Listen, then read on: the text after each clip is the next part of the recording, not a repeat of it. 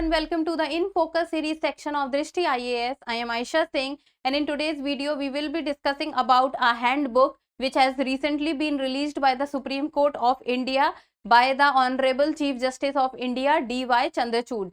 And the handbook talks about combating gender stereotypes. So a 30-page handbook has been released which talks about gender stereotypes and how the role of women has been depicted to be very important in this handbook. We will be looking into this. So first of all, about the timeline.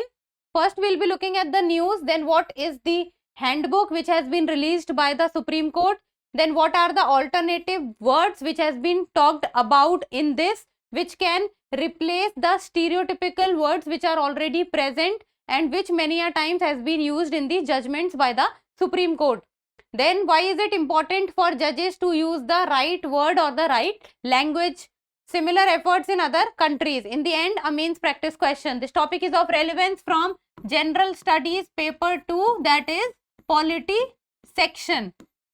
From exam perspective, this can be a very important topic for your mains examination, and you need to know what are the alternative words, what is the significance of this handbook. So the news talks about slut, seductress are simply women, eve teasing is street sexual harassment. What Supreme Court handbook on gender stereotypes says. So what has happened is a handbook has been released by the Supreme Court, and this is a 30-page handbook. So there is a book which consists of 30 pages, and what this book consists of is that the Supreme Court or the judges, they many a times use certain kind of stereotypical words while giving their judgment. So what happens is that instead of those stereotypical words, those words can be replaced by some other words, and the alternatives of those words has been given by the Supreme Court in this handbook. So the Supreme Court has launched a handbook that contains a list of gender unjust terms. So it has a list of terms which majorly focuses on women, and they suggest alternative words and phrases which may be used.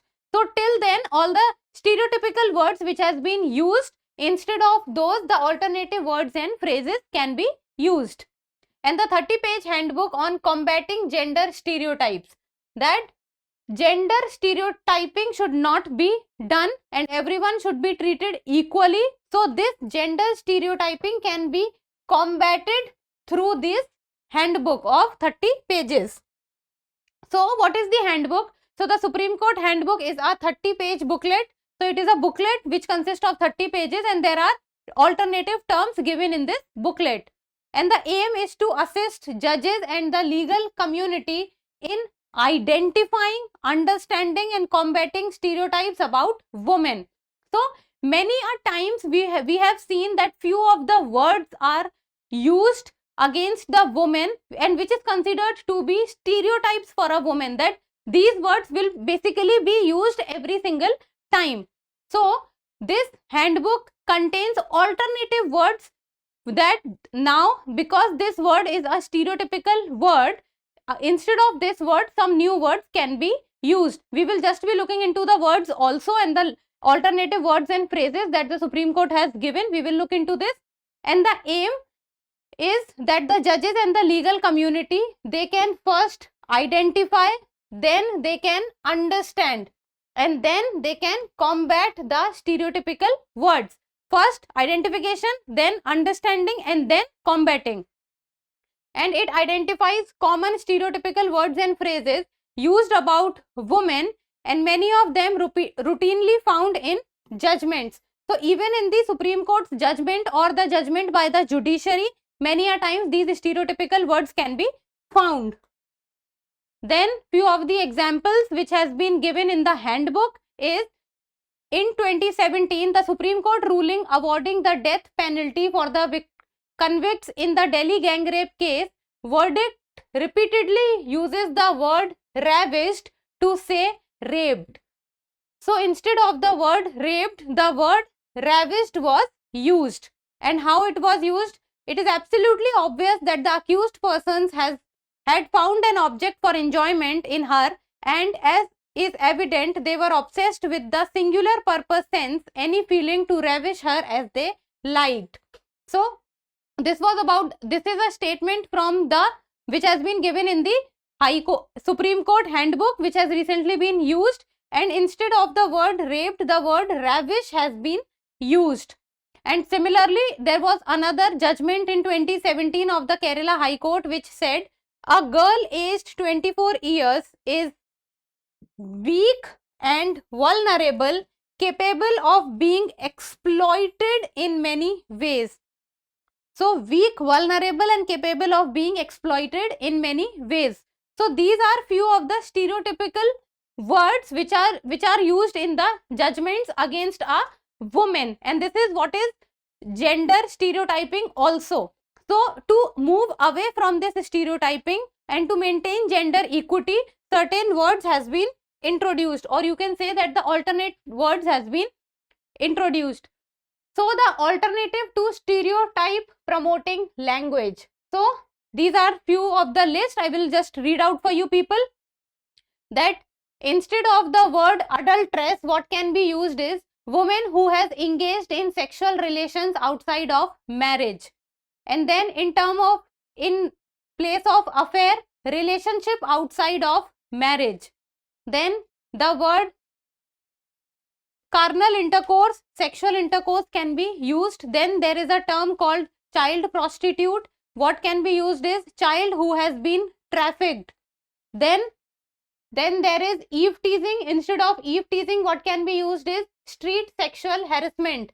The word housewife, homemaker needs to be used. And then feminine hygiene products, menstrual products can be used. Unwed mother is mother. It is not that unwed mother can be used. Unwed mother is mother.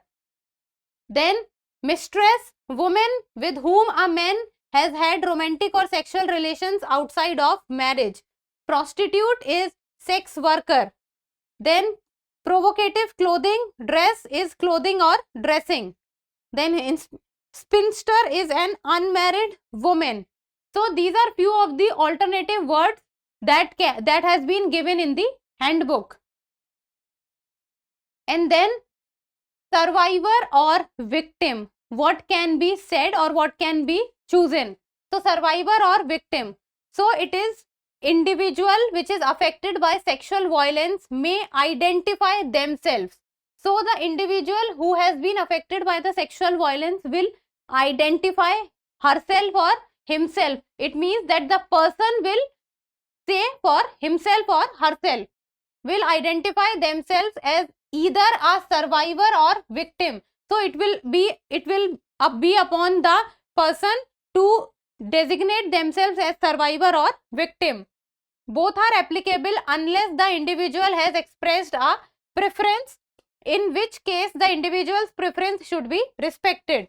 So whatever preference the individual will give, be it survivor or victim, then the individual preference or of the person would be respected. Then just woman, not. So whatever there are many different types of words which are or phrases which are used for a woman. So a woman is a woman. So just woman and not the terms like career woman, caste woman, fallen woman, harlot, Indian woman, western woman, slut, seductress, woman of lost morals, wanton woman, promiscuous woman. All these kind of terms or phrases which are used for a woman, all these will come under the word woman. It will not be like different kind of phrases will be used for woman. A woman is a woman. Now, why is it important for judges to use the right words? So the handbook says that the language a judge uses reflects not only their interpretation of the law but their perception of society as well. And whatever judgment or law the judges make, it is the society follows that law, and it is everyone who is reading and going through that law would be interpreting it in a different way. Stereotypical language may reinforce ideas contrary to our constitutional ethos. So the constitution, what the constitution or India's constitution is saying, these stereotypical language may go against the constitutional values of our country. Words are the vehicle through which the values of the law are communicated. So if the judiciary is not going to present, for example, women in the right manner, then how can we expect other people to present them in a right manner? Then words transmit the ultimate intention of the lawmaker or the judge of the nation, because the words written in any kind of judgment or law is what defines the nation and also defines the judiciary, that what kind of words, language the judiciary is using and what is the intention behind it. So are there any other kind, are these kind of efforts also made in some other countries, or it is only going in India? Then Women's Court of Canada, it has also done something like this, that the Women's Court of Canada, which is a collective of female lawyers, academicians and activists, write shadow judgments on equality law. So the Women's Court of Canada is consisting of only of female lawyers, academicians and activists, and they give shadow judgments on equality basis. And then if we talk about India, then the Indian Feminist Judgment Projects also rewrites judgments with a feminist critique. So what they do is that they rewrite any kind of judgment from the perspective of a female. So these are few of the efforts. In the end, a mains practice question, and you people need to write the answer and do your answer writing practice. Write a note on the new handbook by the Supreme Court on gender stereotypes. So first one is simple. Why is it important for judges to use the right words? So write it in 150 words. So first of all, write about the new handbook which has been released by the Supreme Court on gender stereotype. Why is this important in news and what are the important provisions of it? And then write that why is it important for the judges to use the right words. Few points regarding it, and in the end a conclusion. So that's all for today. Thank you so much for watching. Till we meet next time, keep reading and keep writing.